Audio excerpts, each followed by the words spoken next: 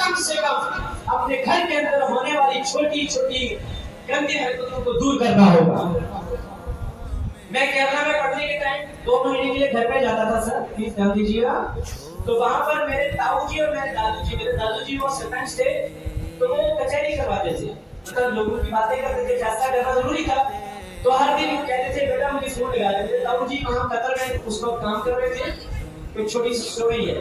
تو وہ ہر دن 1 گھنٹہ 2 گھنٹہ کچہریوں کے بعد ایک دن میں نے برداشت کیا، دوسرے دن بھی کیا، تو تیسرے دن میں نے عادت کا لحاظ رکھتے ہوئے میں کہہ رہا تھا دادو جی فون دے دیجیے، تو مجھے تاؤ جی سے بات کرنی ہے. تو انہوں نے کہا لو بیٹا. میں نے کہا تاؤ جی السلام علیکم. وعلیکم السلام. میں نے کہا ایک بات پوچھ لیجیے ہے کیوں؟ میں نے کہا تاؤ جی آپ سب کو مجھے اپنے بیٹوں کو آگے کیرلا پڑھنے کے لیے بھیجا ہے. بالکل بھیجا ہے. میں نے کہا کیوں بھیجا؟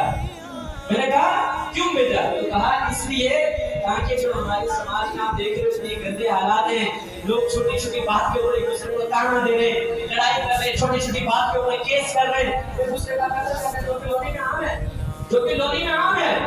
ان سب چیزوں کے بارے میں بتایا. تو کہا کہ ہم اس لیے چاہتے ہیں کہ آپ وہاں جا کر پڑھائی کرو اور ان سارے گندے ماحول سے دور ہو کر ایک اچھا انسان بنو. میں نے کہا ماشاءاللہ کتنی اچھی بات بتائی آپ نے. میں نے کہا تاؤ جی اگر آپ چاہتے ہیں کہ آپ کی آنے والی نسل آپ کے جیسے کام نہ کرے، ہماری سوسائٹی کے گندے کاموں میں نہ ملوث ہو، تو کم سے کم اس بات کا بھی دھیان رکھیے کہ جب ہم سال میں 2 مہینے کے لیے گھر آتے ہیں یا اسکول سے گھر واپس آتے ہیں تو مہربانی کر کے ہمارے سامنے کچہری مت کیجیے. آپ گھر سے باہر جا کر کچہری کیجیے، ہمارے سامنے مت کیجیے. ہم گھر سے باہر نہیں جائیں گے، آپ جائیے. اور ماشاءاللہ سے وہ بات اتنی فیمس ہوئی کہ ہمارے جتنے بھی محلے کے جو نوجوان تھے ہمارے واٹس ایپ گروپ بنا، اور جب جس گھر میں کچہری ہوتی تھی پوری نوجوان وہاں پہنچ جاتے تھے اور اس کچہری کو ختم کر دیتے تھے. اور یہ ایک مسئلہ بنا کہ اگلے 6 مہینے کے اندر وہ لڑائی کا 100% سے کم ہونے کو 10% ماشاءاللہ یہ ایک رزلٹ ہے.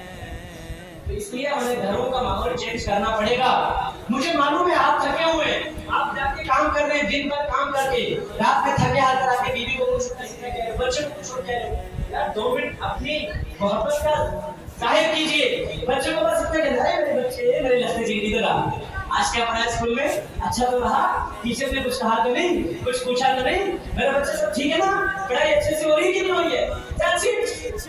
Very simple. چاہیے کام کرتے ہیں آپ کو پیسہ جا رہا ہے سر، کوئی ٹائم جا رہا ہے، کوئی مشکل ہو رہی ہے؟ نہیں ہو رہی. اس لیے یہ ماں باپ کا حق بنتا ہے کہ وہ یہ نہ سوچے کہ ٹیچر پہ دے دیا، ٹیچر کو پیسے دے دیا. کیا کرے گا ٹیچر؟ ٹیچر کوئی بھگوان تھوڑی ہے. ٹیچر کوئی بھگوان تھوڑی ہے. آپ کو بھی ساتھ میں لانا پڑے گا، آپ کو بھی عزت دینی پڑے گی، آپ کو بھی بچے پر دھیان دینا پڑے گا. اگر بچہ کھیل رہا ہے تو اس کی کھیل میں اس کے ساتھ دیجیے. ہم اس کو روک رہے مت کیوں کیا کرے گا بچہ؟ ہر طرف سے روکے جا رہے ہیں ہم. اس لیے انشاءاللہ ہم ایک دن کے پیرنٹس میٹنگ بھی انشاءاللہ یہاں پر رکھیں گے. اس میں پیرنٹس کو یہاں پر آ کر بچوں کی جگہ کلاس میں بیٹھنا پڑے گا پورا دن. انشاءاللہ ہم آپ کو سکھائیں گے کہ گھر میں بہترین نظام کیسے کرنا ہے. انشاءاللہ ضرور.